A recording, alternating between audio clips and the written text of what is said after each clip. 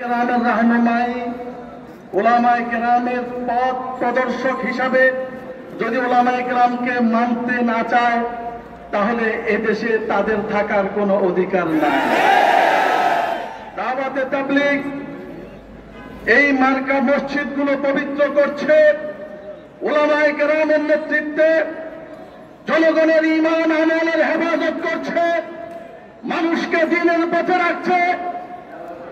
যখন প্রয়োজন হয় তখন মসজিদের ভিতরে যে সমস্ত নাপাক মানুষ, খুনি এবং যারা ঈমান আকীদাকে ধ্বংস করার পায়তারা করে, তখন ওলামায়ে কেরাম জনগণকে সামনে নিয়ে রাজপথে নামে আর তাদেরকে পরিষ্কার করে এদেশ থেকে তাড়িয়ে দেয়।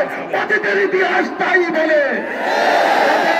যারা দেশকে পবিত্র করে পালিয়ে গিয়েছে দিল্লিতে, আজকে ঈমানকে ধ্বংস করার পায়তারা যারা করছে তাদেরকেও বলছি, সরকারকে বলছি, অনতি বিলম্বে এদেরকে দিল্লি পাঠান, না হলে জনগণ আমরা তাদেরকে দিল্লি পাঠিয়ে দিব।